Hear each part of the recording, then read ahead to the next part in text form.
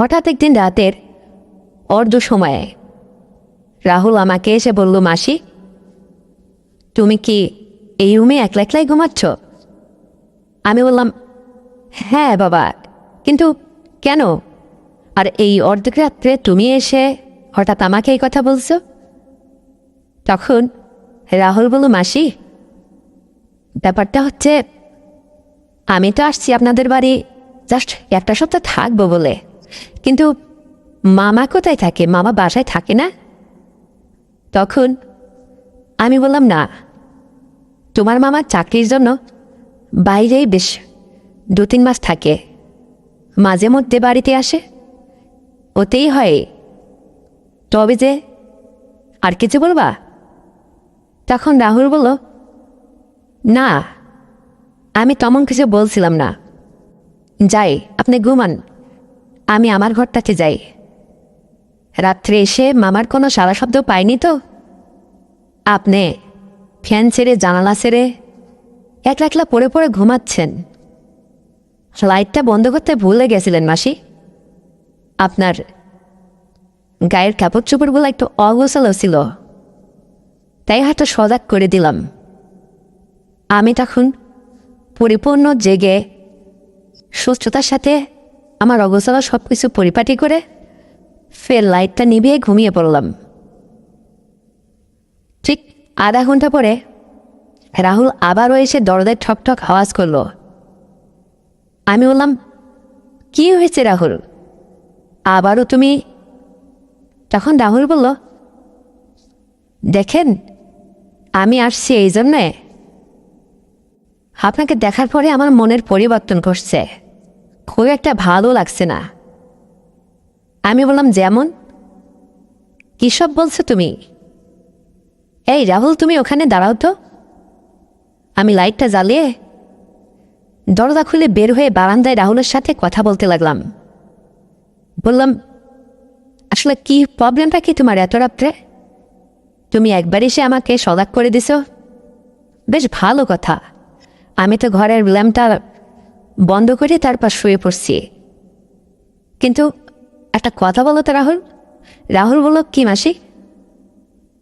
আমি বললাম, তুমি কতক্ষণ এখানে জানালায় দাঁড়িয়েছিলে? আর এটা বলো, আমার যেভাবে অগোছালো হয়েছিল, তুমি কি সব কিছু দেখতে পেয়েছ? রাহুল বলল, হ্যাঁ, আমি বেশ অনেক সময় ধরেই আপনাকে ডাক ভেবেছি, তবে আমি 2টো ডাক দিয়েছিলাম আস্তে করে, যাতে পাশের ঘরের লোকজন বুঝতে না পারে, কিন্তু ফ্যানের হড়হড়ে আওয়াজে আপনার কান অবধি বুঝি আমার ডাক পৌঁছেনি মাসি। আমি বললাম, ও এই কথা, তার মানে তুমি সব কিছুই মনে মনে ঠিকই দেখছো, তাই না? রাহুল বলল, হ্যাঁ মাসি, আমি দেখেছি, তবে আপনাকে দেখার পরে না আমার আর ঘুমে ধরছে না, নিজেকে বড় অসহায় লাগছে। আপনি বললেন মামা 2-3 মাস পর পর বাড়িতে আসে, এদিকে আপনি যে সুন্দর সুন্দরী, তারপরেও আপনি এইভাবে একলা একলা শুয়ে আছেন। এই কথা ওর মুখ থেকে জানার পরে আমার ভিতরটা কেমন যেন হিমশিম খাচ্ছিল। ভাবছিলাম, ঘরে লাইট জ্বালিয়ে আমি ক্লান্ত শরীরে একটু ঘুমিয়ে পড়েছিলাম, এর ফাঁকে রাহুল কত সময় ধরে ওখানে পায়চারি করছিল, আর আমার অগোছালো অবস্থায়ও সব কিছু এভাবে মনে মনে দেখে দেখে কি একটা ওর মনে চলছে আমি জানি না। তবে যে আবারও আধা ঘন্টা পরে আসলো, তার মানেটা কি? তারপর আমি ওকে জিজ্ঞেস করলাম, তুমি এখন কেন আসছো তাই বলো। তখন রাহুল বলল, একটা কথা বলতে চাই আপনাকে, আমি আপনাদের বাড়ির মেহমান হয়ে আসছি। আমি বললাম, তো তাতে কি হয়েছে? কেউ কি তোমাকে কোনো কিছু বলছে? রাহুল বলল, না মাসি, আমাকে কেউ কিছু বলেনি, তবে যে আপনাকে দেখে আমার খুব বড় মায়া হচ্ছে। আপনার এই করুণ হাল, আপনারা বড় অসহায়, খুবই ধৈর্যশীল, আপনার জায়গায় আমি হলে তো আমি আমার স্বামীকে কখনো এইভাবে বাইরে থাকতে দিতাম না। প্রয়োজনে হলে তার কাছেই আমি চলে যেতাম, সেটা নিয়ে একটা ফ্ল্যাট নিয়ে না হয় চাকরি করত। আমি ওর কথা বুঝতে পারছি। বললাম, হ্যাঁ সব ঠিক আছে, তবে আমার শ্বশুর আছে, শাশুড়ি আছে, তাদের তো দেখাশোনা দায়িত্বটা আমারই, তাই না?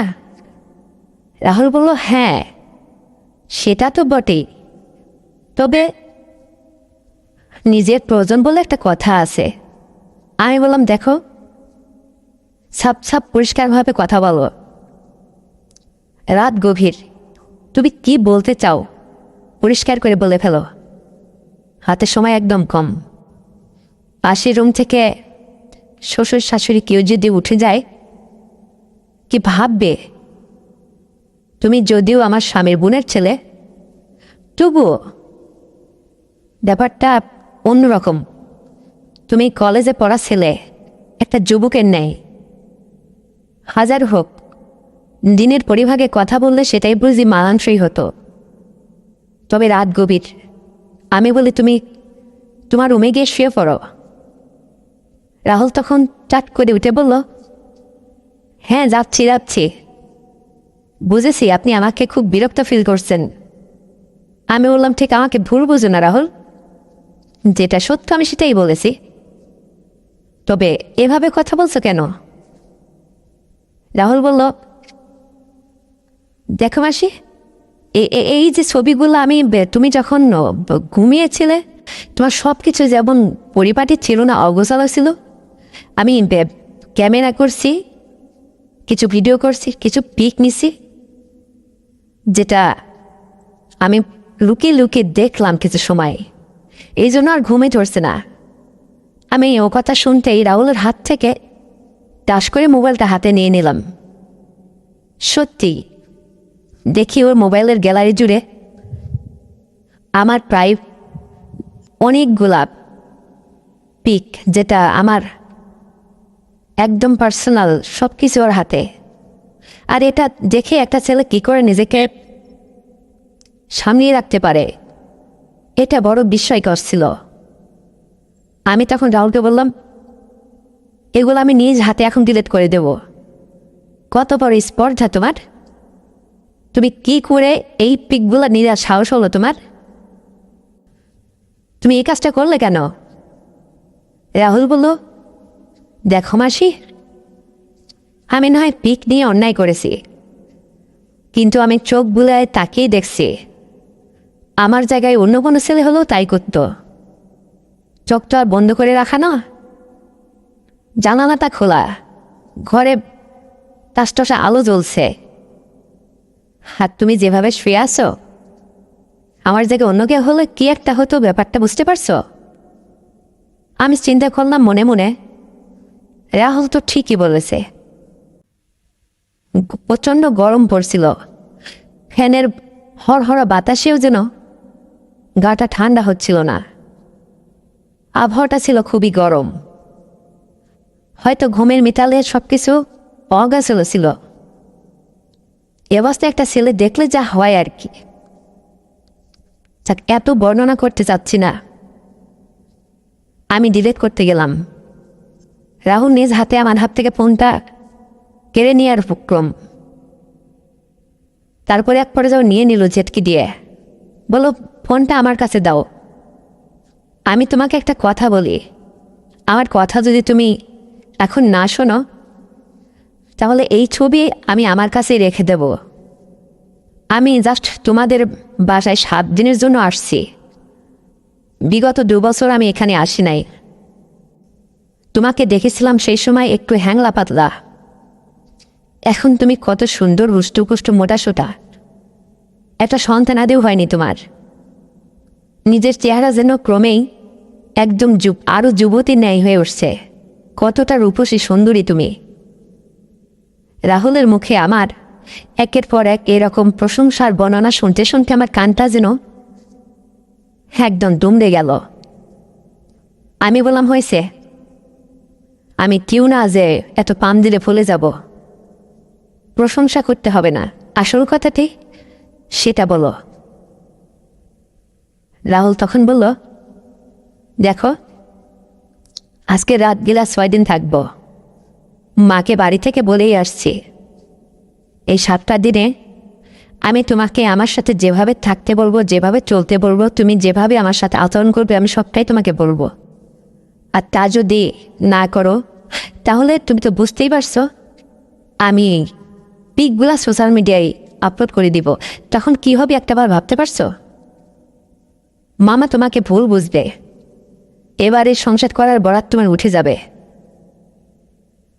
রাহুলের এই কথায় আমি গভীর চিন্তায় পড়ে গেলাম। ভাবলাম রাহুল একটা শিক্ষিত ছেলে, কলেজে পড়া একটা যুবক ছেলে, ও খুব ট্যালেন্ট, ওর ক্লাসের রেজাল্টও ভালো শুনেছি। তবে ও হুট করে আসতেই আমাকে যেভাবে ফান্দে ফেলার ট্রাই করছে, ব্যাপারটা তো ঠিক তাই হয়ে গেছে। এখন যদি আমি ওর কথা মতো না চলে, ও যদি কিছু একটা করে বসে, সত্যি তো আমার স্বামী তো আমাকে ভুল বুঝবে। তবে কি তার সাথে আমার সংসার করা হবে? না না। তাছাড়া আমার স্বামীও বাধ্যতামূলক চাকরির কাজে বাইরে 3 মাস 4 মাস থাকে, তারপরে আসে 5 দিন 7 দিন থেকে আবার চলে যায়। আমারও ঘোরা দিন কিছু ভালো লাগতো না, নিজেকে বড্ড একা একা মনে হতো। তো রাহুলের কথায় আমি এক পর্যায়ে মুখ নাড়িয়ে স্বীকারোক্তি দিয়ে দিলাম। বললাম, তুমি যা বলবে আমি তোমার কথা রক্ষা করার চেষ্টা করব। তবে এখন তো যাও, কেউ দেখে ফেললে কি হবে? যাও না, দাঁড়িয়ে আছো কেন? রাহুল বলল, আমি অত বোকা না আর অত ভীতু ছেলে নয়, আমার সৎসাহস আছে। কেউ দেখলে দেখুক, তুমি আমার সম্পর্কে মাসি লাগো, সম্পর্কের ব্যাপারটাই তারা কিছু একটা মনে করবে না। তাছাড়া আমি তোমার অনেক প্রশংসা শুনেছি আমার মায়ের মুখে, তাই হয়তো আসছি, আর আশা করি আমার জার্নিটা সফল হবে। আমি তখন বুঝতে পারলাম যে রাহুলের ইচ্ছেটা আগের থেকে এরকম একটা প্ল্যান করে আসছে। আমি বললাম, ঠিক আছে, এখন কি করতে হবে আগে আমাকে তো তাই বলো। রাহুল বলল, তাহলে এক কাজ করো, তুমি তোমার রুমেই থাকো, আমি তো তোমাদের বাড়ির মেহমান, আমার ঘরটা অতটা চেক হবে না, আমি ঘরটা ভিতর থেকে লাগিয়ে দিই। আর মাঝের রুমের যে পার্টিশন, মাঝে যে দরজা, ওই দরজাটা তুমি ভিতর থেকে খুলে দিলে আমি ভিতর থেকে তোমার রুমে প্রবেশ করতে পারবো। আমি বললাম, ঠিক আছে, তাই করো। তারপরে আমি আমার রুমের যে মিডল দেয়াল, সেই ভিতর থেকে দরজাটা খুলে রাহুলকে আমার রুমে রিসিভ করলাম। তারপরে বললাম, তুমি আমাকে কি একটা ঝঞ্ঝাটের মধ্যে ফেলার ট্রাই করছো, এটা কিন্তু ঠিক না। রাহুল কথাই কথাই বলে, দেখো আমি তোমাকে উপকার করার জন্যই আসছি, তোমার এত কষ্ট আমার আর ভালো লাগছে না। কি সুন্দর তোমার মায়াবী চেহারা, কতটা ধৈর্য ধরে অসহায়তার মতো তুমি তোমার শ্বশুর শাশুড়ির খেদমত করার জন্য এই বাড়িতে স্বামীকে ছাড়াও পড়ে আসো, এটাকে জীবন বলে না মাসি?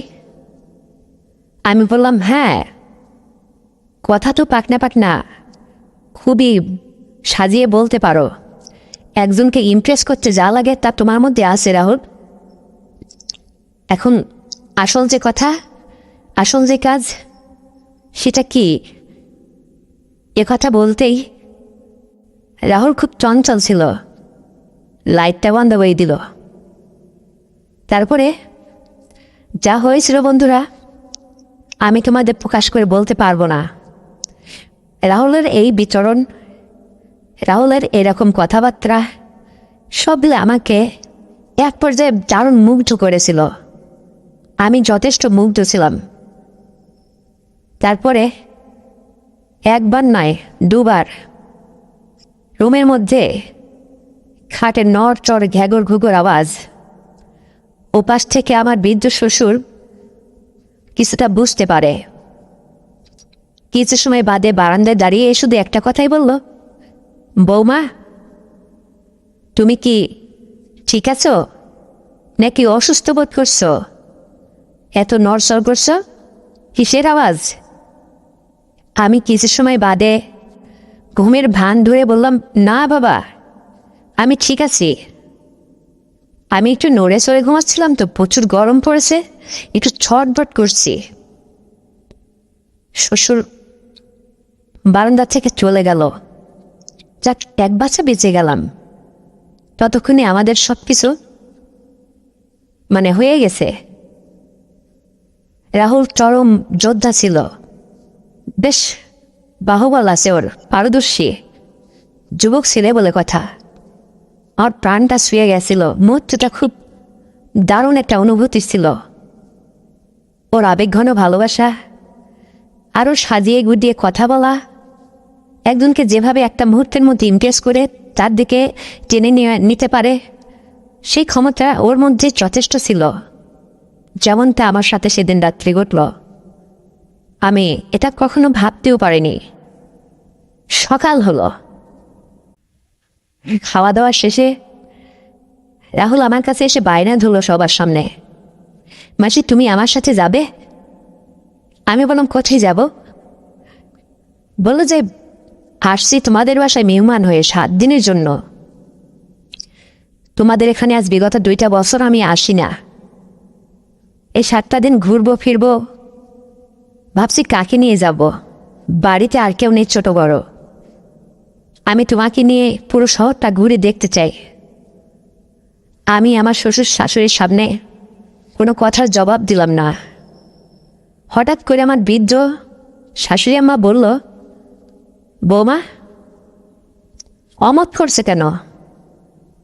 রাহুল যেহেতু এত করে বলছে, তুমি ওর সাথে একটা বার যাও না। আমার বাড়িতে তো ছোট বড় আর কেউ নেই, তাছাড়া ছেলেটা বাইরে থাকে, তুমি একলা থাকো, কোথাও যেতে পারো না। আমাদের সেবা যত্নে সবসময় নিয়োজিত থাকো, কত দায়িত্বশীল মেয়ে তুমি। তাই বলি কি, রাহুলও যেহেতু আজ 2টা বছর পর আমার বাড়িতে পা রাখছে, ওকে সাথে নিয়ে না হয় পুরো শহরটা একটু ঘুরে দেখে আসো, মনটা হালকা হবে, বেড়াইতে হয়। এই প্রথম আমার শাশুড়ি মার মুখে এত নীতি আর আদর্শের কথা শুনতে পারলাম। ব্যাপারটা আমার খুব ভালো লাগলো। রাহুলকে বললাম, রাহুল তাহলে আমি রেডি হই, তুমি প্রস্তুত থাকো, আমি তৈরি হয়ে নিই, তারপরে বের হব। তোমাকে নিয়ে এই সুযোগে আমার মায়ের বাড়িতে একটু যাব। রাহুল বলে, তাহলে তো ভালোই হয়, নতুন জায়গায় গেলে খানাপিনাটা ভালো হবে। আমি বললাম, তা তো হবেই, তবে আমি কি শাড়ি পরে বেরোবো না সালোয়ার কামিজ পরবো? রাহুল বলল, তোমাকে সালোয়ার কামিজেই মানায় ভালো, তোমার মধ্যে একটা চুরি চুরি ভাব, একটা যুবতী মেয়ে তুমি। তাছাড়া শাড়ি পরলে বয়স্ক বয়স্ক লাগবে, আমি একটা যুবক ছেলে, আমার পাশে অন্তত তোমাকে তো মানানসই হতে হবে। আমি মুচকি হেসে বললাম, ঠিক আছে, তোমার যেটা পছন্দ আমি ঠিক তাই করছি। তারপরে আমি সালোয়ার পরে বেশ সেজে গুজে পরিপাটি হয়ে রাহুলের হাত ধরে বাসার থেকে বের হলাম। এদিক সেদিক পার্কে গিয়ে রাহুলের সাথে যেভাবে ঘুরে ফিরে প্রকৃতি দেখছিলাম, রাহুলের মনের মধ্যে একটা আধ্যাত্মিক কিছু ছিল, ও মানুষকে ইমপ্রেস করতে পারে। এই ঘুরে বেড়ানোর পাশাপাশি ও যেভাবে আমার সাথে কথা বলে এবং আচরণ করতে লাগলো, যেন ওর সাথে আমার কতদিনের চেনা জানা এবং গভীর একটা সম্পর্ক তৈরি হয়ে গেছে। ও যেভাবে আমার সাথে ডেকে ডুকে কথা বলে, একদম প্রেমিক প্রেমিকার ন্যায়। ব্যাপারটা আমার কাছে খুব অদ্ভুত হলেও বেশ ভালো লাগতো। সর্বশেষে দুপুরে খানাপিনাটা বাড়িতে আমি ফোন করেছিলাম, আমার মায়ের বাড়িতে। মা দুপুরের খানা রেডি করে রাখছিল। রাহুল আর আমি আমার মায়ের বাড়িতে গেলাম। বেশ কিছুদিন যাওয়া হয় না। সেখানে গিয়ে খাওয়া দাওয়া সেরে তারপরে বিকেল হলো। বাড়িতে দেখি আমার মা একলা আছে, আর একটা কাজের বুয়া আছে। আমার বাবা তো আগেই মারা গেছিল। আর এই ফাঁকা বাড়িতে মা বলল, তুই কতদিন আসিস না, আজকে যেহেতু এসেই পড়েছিস, তাছাড়া রাহুলকে নিয়ে আসছিস আমাদের বাড়িতে, অন্তত আজকে রাতটুকু থেকে যা। আমি মাকে বললাম, মা তুমি তো আমাকে থেকে যাওয়ার কথা বলছো, কিন্তু তা আদৌ সম্ভব না। আমি তো আমার শ্বশুর শাশুড়িকে বলে আসিনি থাকার কথা, আমাকে বাসায় ফিরতে হবে রাহুলকে নিয়ে। মা বলল, আমি ব্যাপারটা দেখছি, তোর শাশুড়িকে আমি ফোন করে জানিয়ে দিব, যদি সে না বলে তাহলে তুই চলে যাবি, আর যদি রাজি হয় তাহলে তুই আজকে রাতটুকু এখানে থেকে যা না, আমারও একটু ভালো লাগতো, কতদিন আসিস না মায়ের বাড়িতে। আমি বললাম, ঠিক আছে, তুমি আমার শাশুড়ির সাথে কথা বলো মোবাইলে। আমার মা ফোন করে শাশুড়িকে ব্যাপারটা বলল। আমার শাশুড়ি যেন খুব কড়া মেজাজের মানুষ ছিল, এক কথায় সে রাজি হয়ে গেছে, বলছে তোমাদের ওখানে যেহেতু গেছে তাহলে ঠিক আছে, একটা রাত থেকেই আসুক, কতদিন যাওয়া হয় না। বউটা আমার এখানে আমাদের খুব দায়িত্ব নিয়ে সেবা যত্ন করছে, ছেলেটাও বাড়িতে থাকে না, একলা একলা এখানে থাকে, ওর মন মানসিকতা ভালো নেই। ঠিক আছে, ও যদি দু একটা দিন থাকতে চাই থাকুক না, তবে রাহুলও কি থাকবে?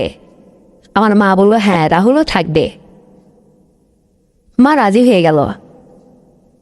আমার শাশুড়ি যখন রাজি হয়ে গেল তখন আমার মা বলল, দেখ এই দেখ তোর শাশুড়ি কত ভালো মানুষ, আমার কথা সে ফেলতে পারে, রাজি হয়ে গেছে, থেকে যা।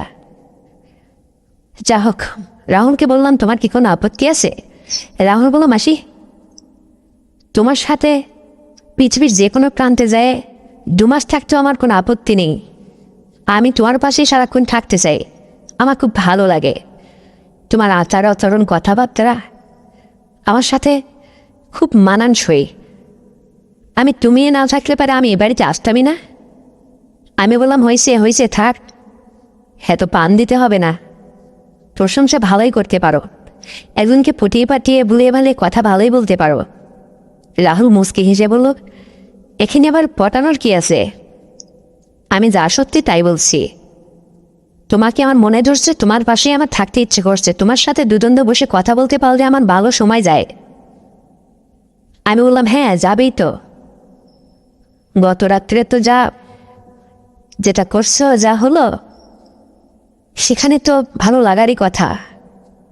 রাহুল এ কথা শুনে আমাকে বলল, আচ্ছা তুমি মনের থেকে বলো তো, গত রাতের ব্যাপারটা আমি এক নিমিষে তোমার লজ্জা বাদ ভেঙে দিয়ে যেটা দুজনের মধ্যে একটা ফ্রি সম্পর্ক তৈরি করে নিলাম, মানে রাতের ব্যাপারটা কি তোমার একদমই ভালো লাগেনি? আমি মুখ নাড়িয়ে বললাম, লেগেছে তো বটেই, তবে তুমি তো 5 দিনের জায়গায় 7 দিন হলেই আবার জাগার মানুষ জায়গায় চলে যাবে, তখন এই ভালো লাগাটা কে দেবে? এই জন্যই তো আসলে কারোর সাথে সম্পর্কে জড়াইতে চায় না, কারো আবেগঘন ভালোবাসার প্রবণতায় পড়ে নিজেকে একটু কষ্ট রাখতে চায় না। রাহুল ব্যাপারটা বুঝতে পারল। রাহুল বলল, তুমি যদি তাই মনে করো তাহলে মাঝে মধ্যে আমি কথা দিব, আসবো, 2 দিন থেকে যাব। আমি বললাম, ঠিক আছে দেখা যাবে। তারপরে রাত হলো, মায়ের বাড়ি এতদিন পরে গেছি, মা তো ভালো মন্দ রাহুলকে নিয়ে গেছি, মাছ গোশ ভাত ভালোই ব্যবস্থা করছে, রাতের খাওয়াটা পরিপাটি হলো। তারপরে মা বলল, তুই এক কাজ কর, রাহুলকে ওই রুমটা তো বন্ধ থাকে, ওই রুমটাতে ঘুমাইতে দে, কতদিন তোকে নিয়ে ঘুমায় না, তুই আমার কাছে থাকবি। আমি বললাম, হ্যাঁ ঠিক আছে। রাতে যখন রাহুলকে আমি একা ঘুমাইতে দিলাম আর আমি মায়ের পাশে অনেকদিন পরে একটু ঘুমানোর সুযোগ পেলাম, দরজা লাগিয়ে দিলাম। 1 ঘন্টা যেতে রাহুল বলল, মাসিমা। আমি বললাম, আবার আসছে কেন? বলে, আমার একলা একলা ঘুম আসছে না, ও দেখা অচেনা বাড়ি তো কেমন যেন লাগছে। আমি বললাম, ছেলের পাগনামি আর গেল না, এ কেমন আধিক্যতা, কেমন কথা এটা, কতদিন বাদে আমি আমার মুরব্বী মায়ের পাশে একটু ঘুমাবো বলে আশা করেছি, তো আমি কি করব? তখন আমার মা আমাকে বলল, এক কাজ কর না মা, ও আমাদের বাড়ির মেহমান, ও যদি অসুবিধা ফিল করে তাহলে ও যেটা বলে সেটাই কর, ও তো ছেলের মতোই, দেখ কি বলে। আমি ঘুম থেকে উঠে বললাম, কি হয়েছে, তো কী করব? রাহুল কথায় কথায় বলল, মাসিমা তুমি যদি একটু এই রুমটাতে এসে পাশে একটু ঘুমাতে তাহলে আমার আর এরকম লাগতো না, বড্ড বোরিং ফিল করছি, একা একা ভালো লাগছে না। আমি তবুও বোঝানোর চেষ্টা করলাম যে একটু সারাদিন ঘোরাফেরা করছো, বেশ জার্নি করছো, শরীরটা ভীষণ ক্লান্ত, একটু ঘুমের জন্য ট্রাই করো, ঘুমিয়ে গেলে সব ঠিক হয়ে যাবে, যাও না, আমাকে আমার মায়ের পাশে একটু ঘুমাইতে দাও। রাহুল তো নাসর বান্দা, সে এক কথাই চিটকি দিয়ে থাকলো, বলে যে না না, তুমি হয় আমার ঘরে চলো, না হলে আমাকে এই ফ্লোরে একটু বিছনা দিয়ে দাও, আমি ফ্লোরে ঘুমাবো, তবু আমি তোমার পাশে থাকতে চাই। আমি তো জানি রাহুলের পাগলামিটা বেড়ে গেছে, রাহুল আমার পাশে ছাড়াও ঘুমাবে না। তখন আমার মাকে বলল, মা ও একটু এরকমই, দেখতে হাতে পাতে বড় হয়েছে, কিন্তু ওর ছেলে মানুষ কথা এখনো যায়নি, কি করব? আমি না হয় ও রুমটাতে যাই, ফ্লোরে ঘুমাই, ও খাটটাতে ঘুমা। মা বলল, তাই কর প্রয়োজনে, আমার বাড়ির মেহমান, ও যদি কষ্ট পায় তাহলে জাত যাবে। আমি তখন মায়ের পাশ থেকে উঠে ওই মুড়ির রুমটাতে আসলাম, রাহুলের রুমে। মাকে দেখিয়ে ফ্লোরে বিছনা দিলাম। মা যখন চলে আসলো তখন রাহুল নিজেই ফ্লোরের বিছনাতে টান দিয়ে হাওলাচালা করে বলছে, তুমি এখানে ঘুমাবে? অসম্ভব ব্যাপার, তুমি খাটের উপরে উঠে পাশে ঘুমাও, আমি এ পাশে ঘুমাই, তুমি আমাকে একটা গল্প শোনাও, আমি গল্প শুনতে শুনতে ঘুমাবো। আমি হেসে বললাম, বড্ড ছোট্ট খোকা সাজছ না, হাতে পায়ে বড়ে এত বড় একটা ধামড়া ছেলে হয়ে গেছ, এখনো তোমার মধ্যে থেকে ছেলে মানুষ তো গেল না, বলে যে কি করে যাবে? তোমার সৌন্দর্য রূপের বাহার সবসময় যে আমার চোখে চোখে লাগে, তুমি চোখের আড়াল হলেই আমার শুধু মনে হয় যে কি যেন একটা কম পড়ছে, কিছু একটা নেই আমার কাছে। বলো তো এরকম হয় কেন মাসিমা? আমি বললাম, এ কথা তোমার মুখেই শুধু শুনতে পাই, এমন কথা তো আমার স্বামী আমাকে কখনো বলল না। রাহুল এ কথা শুনে বলল, তাই? তাহলে তো সম্পর্কটা আমারই জোরের। তবে রাহুলের এই কথা আমি বললাম, শোনো,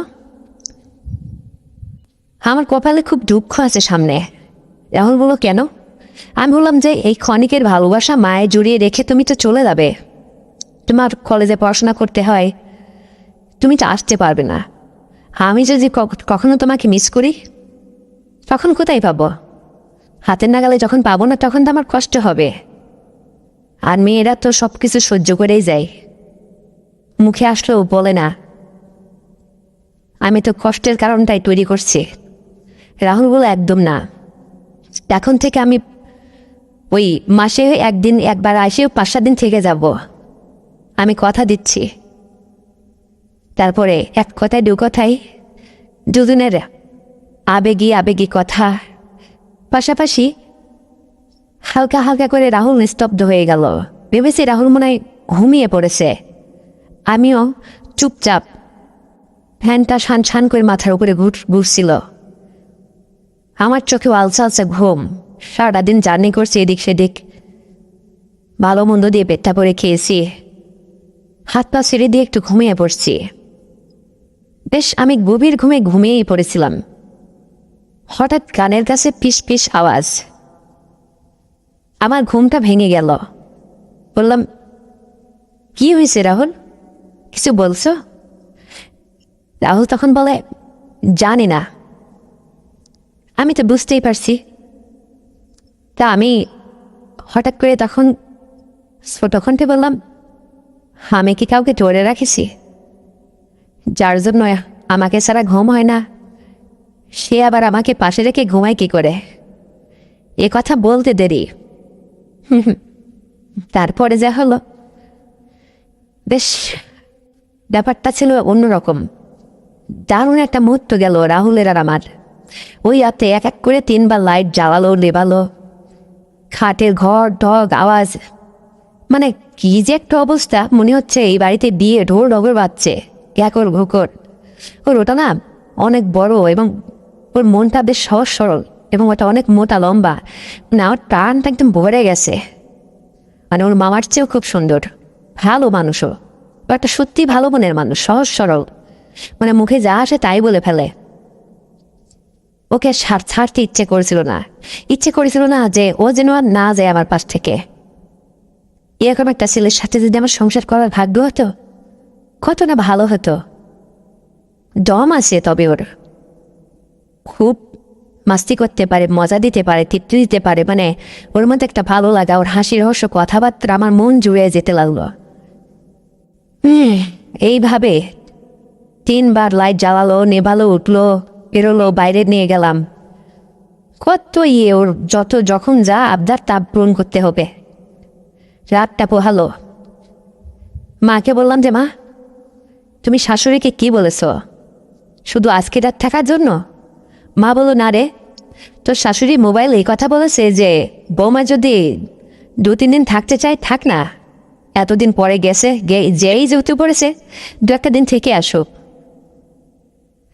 তখন আমি রাহুলকে বললাম, রাহুল, আমাকে তো এখানে থাকতে বলেছে, তো তুমি ওখানে যেহেতু বেড়াইতে আসছো, আমার সাথে থাকতে কি তোমার কোনো আপত্তি আছে? মানে আমি আরও 2টা দিন এখানে থাকতে চাই। রাহুল বলল, আরে এটাই তো সুযোগ, তোমাদের বাড়িটা একদম নিরিবিলি, সদস্য নেই, তোমার বৃদ্ধ মা এক কাজের বর রান্না করে দিয়ে চলে যায়, আর এইরকম শুধু খাচ্ছাড়া করা যায়?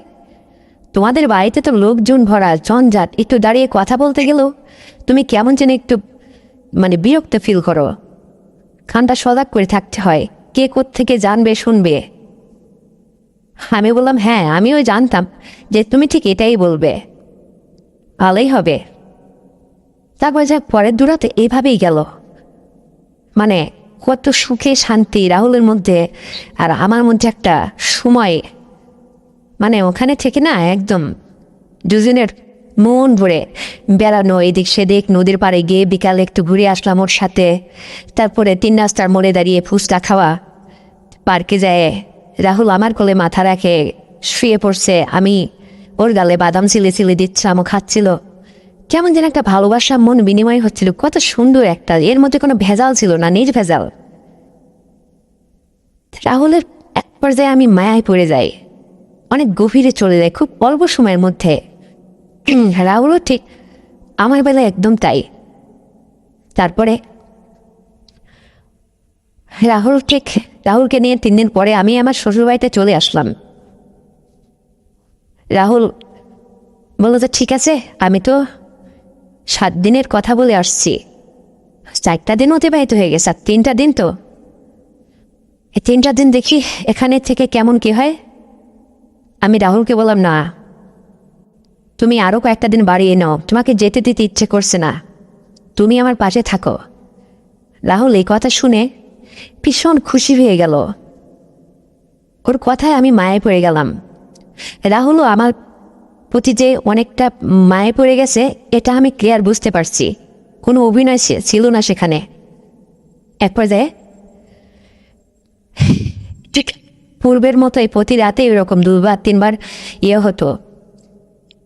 ও আমাকে না, ওর দম আছে, যুবক ছেলে বলে কথা, মানে সব কিছুই ওর আছে, এক্সপার্ট।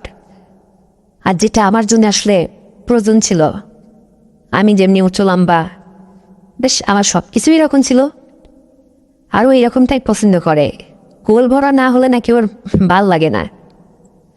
তবে আমি রাহুলকে বললাম, রাহুল, এই ক্ষণিকের ভালোবাসা মানুষকে কাঁদায়, সাময়িক সময়ের জন্য শুধু হাসির কারণ হয়ে থাকে, এটা একদম আমি চাইনি। তুমি একটা যুবক ছেলে, স্মার্ট, ভদ্র, একদম রাজপুত্রের মতো দেখতে তোমার চেহারাখানা, তোমার পড়াশোনা শেষে এক সময় চাকরি বাকরি হলে তুমি তো অন্যের মেয়েকে বিয়ে শাদী করে সংসার করবে, মাঝখানে এই স্মৃতিটুকু ধরে আমি কতটা দিন যে কষ্টের দিন যাপন করব। রাহুল আমার মুখ চেপে ধরে বলছে, অসম্ভব, এ কথা তুমি বলো না। তুমি চাইলে আমি সারাটা জীবন একলা থেকে যাব, সংসারে আমি পা রাখছি না। আমি তোমাকে আমার জীবনে অন্তত পাশে থাকতে চাই, কাছে রাখতে চাই। তোমার প্রতি আমি বড্ড মায়ায় পড়ে গেছি। ইচ্ছে করতেছে না এই জীবনে নতুন কাউকে নিয়ে সংসার করি বা আমার জীবনে কোনো নতুন মেয়ে আসুক। কেন যে তোমার সাথে আমার আগে পরিচয় হলো না, দেখা হলো না, হলোটাই কি তোমার বিয়ের পরে। সম্পর্কের একটা ব্যবধান, যদিও তোমার আর আমার কোনো ব্লাড কানেকশন নেই, রক্তের সম্পর্ক নেই, কোনো বংশগত কোনো সম্পর্কই নেই, কিন্তু সম্পর্কটা যেরকম তোমার আর আমার মধ্যে একটু পর পর, এই তো আর তো কিছু না। আমি বললাম, হ্যাঁ সেটা তো বটে, তবে তোমার তো চলে যাওয়ার সময় হয়ে যাচ্ছে, আর এটা যখনই মনে হয় তখন আমার খুব খারাপ লাগে রাহুল। একবার যে রাহুল বাসায় চলে গেল। আমার স্বামী 4 মাস বাড়ি থেকে গেছে। বাসায় ফেরার সময় মানে রোডে বাসে বাসে সামনাসামনি সংঘর্ষে একটা দুর্ঘটনা। স্বামী সেখানে চিরবিদায় নেয়। ব্যাপারটা খুবই অদ্ভুত। আমার আর ভালো লাগতে লাগলো না। আমার জীবন থেকে স্বামীটা চলে গেল পরবারে। কি করবো, কোথায় যাব? না আছে আমার শ্বশুর শাশুড়ির ছোট একটা ছেলে, মানে আমাকে ধরে রাখার মতো। আবার এই ফ্যামিলির মায়া ত্যাগ করে আমি কোথায় যাব? আমি নিঃসন্তান ছিলাম, আমার ছেলে মেয়ে কিছুই হয়েছিল না। স্বামীর সঙ্গে ঠিকঠাক পেতাম না, তার ছেলে মেয়ে কী করে হয়? বিয়ের পর থেকেই সে শুধু 3 মাস 4 মাস ওখানে থাকে, বাড়িতে এসে 2-4 দিন যা সময় দেয়, ব্যাস এতটুকু। এর মধ্যে যা হলো হলো, না হলে নেই। তো হবে কি করে? জীবনে স্বামীর সুখ আহ্লাদ কি তা একটি দীর্ঘদিন দীর্ঘ সময় পাইনি আমি, সেই কপাল আমার নেই। এক পর্যায়ে যখন স্বামীটা মারা গেল, স্বামী সমাধি করতে রাহুল আসছিল। রাহুল আমাকে সর্বশেষে, মানে আমার স্বামীর সব সমাধি হওয়ার পরে, সব কিছু হওয়ার পরে যাওয়ার বলে একটা কথা বললো, দেখো তোমার সাথে আমার কোনো সম্পর্ক নেই, আমার মামা চলে গেছে। আমি বলি কি, তোমার জন্য একটা পথ খুলে রাখলাম, যদি তুমি রাজি থাকো। নিশ্চয়ই বুঝতে পেরেছো আমি কি বলেছি? আমি তো বুঝতেই পারছি। আমি বললাম, এই পরিবারের মায়া আমি ছাড়তে পারছি না, কিন্তু ছেলে মেয়েও হয়নি। আমার মায়ের বাড়ির পক্ষ থেকে হয়তো আমাকে নিজে, এখন আমাকে নিয়ে ভবিষ্যৎ চিন্তা ভাবনা তাদের আলাদা আছে। কি করব আমি ঠিক জানি না এখন কি হবে। রাহুল রাহুল তখন বলল, আমি যদি কাউকে না জানিয়ে, মানে সম্পর্কের ব্যবধান পৃথিবীতে আমি কোনো কিছু বুঝি না, সর্বশেষে যদি আমি তোমাকে আমার জীবনে জায়গা করে দিই, তোমার কি কোনো আপত্তি আছে? আমি বললাম, না আমার কোনো আপত্তি নেই, তবে এই বাড়িতে আমি মুখ দেখাইতে পারবো না। কি জবাব দেব? আর তাছাড়া এত আদিক্ষাত আর এত নীতি কথা মেনেই বা আমি কি করব? আমি একটা যুবতী মেয়ে, সুন্দরী মেয়ে।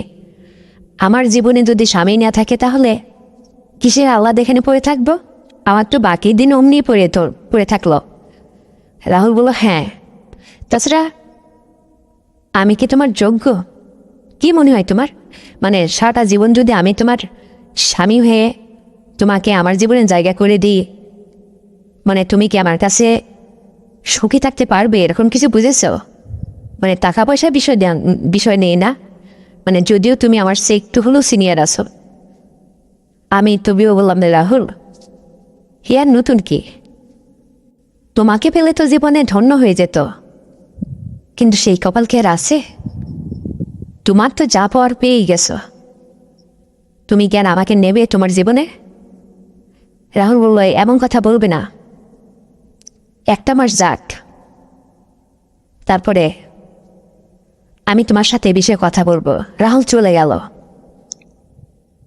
রাত গভীর হলে রাহুল মাঝে মাঝে ফোন করে কথা বলতো। এরকম করতে করতে 3-4টা মাস অতিবাহিত হয়ে গেল। রাহুল আর কোনো সেরকম উদ্যোগ নেয় না। হঠাৎ করে একদিন আমি বললাম, রাহুল, আমি আমার মায়ের বাড়িতে চলে যাচ্ছি, হয়তো আর কোনোদিন তোমার সাথে আমার সাক্ষাৎ হবে না, দেখা হবে না, যোগাযোগও হবে না, আমি এই সিমটা চেঞ্জ করে ফেলবো। কারণ এই সিম খোলা থাকলে এবারে লোকজন যখন ফোন করবে আমি মায়ে পড়ে যাব, আমার বারবার পুরনো কথা মনে পড়বে। এ কথা শুনি রাহুল বলল, না, আমি শুক্রবারের দিন আসছি, তুমি রেডি থাকো, আমি পৃথিবীর যেখানে নিয়ে তোমাকে যেতে চাই তুমি না করবা না বলো? আমি বললাম, তা যদি সত্যি হয় তাহলে এখানে আমার কোনো আপত্তি নেই রাহুল, তবে তুমি যে আসবে এটা আমার বিশ্বাস হচ্ছে না। ছেলেরা বুঝি এরকমই হয়, স্বার্থ পুরালে কেটে পড়ে। কথা শুনতে রাহুল বলল, সবার সাথে আমাকে তুলনা করো না, আমি তোমাকে কতটা এই মনে জায়গা দিয়েছি, সম্পর্কের ব্যবধানে তা প্রকাশ করতে পারিনি। আর আজকে যেহেতু সুযোগ হয়েছে, তাছাড়া আমিও তোমার এই অসহায়তা দূর করতে চাই। আমি তোমাকে আমার জীবনে সঙ্গী করে রাখতে চাই, সারা জীবন আমি তোমার দায়িত্ব নেব। রাহুলের কথায় আমি অপেক্ষা করছিলাম। শুক্রবারের দিন একদম পরিপাটি হয়ে রেডি হলাম। আমার যা কিছু ছিল, ব্যাংক ব্যালেন্স, কাগজপাতি সব কিছু নিয়ে গোছ গাছ করে ব্যাগ ভর্তি করে রেডি হয়ে থাকলাম। সন্ধ্যার পরে রাহুল আসলো, আমাকে নিয়ে সোজা ওর এক দূরে 6 ঘন্টা গাড়ি জার্নি করে ওর এক বন্ধুর বাসায় গেল। সেখানে দুরাত থাকলাম। তারপরে আমাদের বিয়ে শাদির কাজটা সেরে রাহুলের সাথে আমি ওখানে সংসার করতে লাগলাম। আমার জমানোর 4 লক্ষ টাকা ছিল, সব কাগজপাতি আমার কাছে, ব্যাংক ব্যালেন্স। রাহুলকে আগে আমি বুঝতে দেইনি, ট্রাই করছিলাম যে রাহুলের কিছু আছে নাকি। দেখি রাহুলও কলেজে পড়াশোনা করে, কিন্তু ও যেভাবে হোক কীভাবে জানি না ম্যানেজ করছে, ওর বাবার টাকা পয়সা মালা তো নগদ 2 লক্ষ টাকা হাতে করেও আসছে আমার কাছে। সেটা দিয়ে দিনপাত চলতে লাগলো। ও পড়াশোনা ছেড়ে দিল, যেহেতু আমাকে নিয়েও সংসার করবে, স্বপ্নটা বাস্তবায়ন করবে। দুজনের মধ্যে বুদ্ধি পরামর্শ করে রাহুল যখন আমাকে বলল যে আমি 2 লক্ষ টাকা নিয়ে আসছি, এখন কিভাবে জীবনযাপন করবো দুজন এই টাকার মধ্যে দিয়ে, সেটা তুমি বলো। আমি তখন বললাম, তাহলে আমার কাছেও আছে, আরও 2 লাখ টাকা আমি দিব। তুমি দেখো এই অচেনা এই শহরে কোনো ব্যবসা করে নিজেকে প্রতিষ্ঠিত করতে পারো কিনা। রাহুল বেশ কয়েকটা দিন শহরে ঘোরাফেরা করতে লাগলো। তারপরে একটা ব্যবসা শুরু করলো, এবং সেই ব্যবসায় এতটাই প্রফিট হচ্ছিল যে ছোট্ট থেকে রাহুল এক বড় পর্যায়ে পৌঁছে গেল, বড় বিজনেসম্যান হয়ে গেল, বেশ টাকা পয়সা আর মালিক হয়ে গেল রাহুল। আমাদের ঘরে সন্তানাদি হলো, পরিপূর্ণ একটা সংসার পেলাম। সিমটা বন্ধ রেখেছিলাম, মার সাথে কোনো যোগাযোগ করিনি। মা বড় চিন্তিত ছিল। শ্বশুর শাশুড়ির কথা ছেড়ে দিলাম, তারা হয়তো ভেবেছে আমি আমার মায়ের বাড়িতে চলে গেছি। ওদিকে রাহুল যখন নিখোঁজ, তারা রাহুলকেও খুঁজছিল, ব্যাপারটা ওদিকেও একটু সন্দেহ, কিন্তু সম্পর্কের ব্যবধানে তারা এটা কখনো অনুমান করে বুঝে উঠতে পারছিল না। আমি আমার মাকে বললাম, মা, আমি রাহুলকে বিয়ে করেছি, সম্পর্কের ব্যবধানটা এখন তো আর নেই, যেহেতু আমার স্বামী নেই, আমার তো সংসার করতে হবে, আমি একটা যুবতী মেয়ে।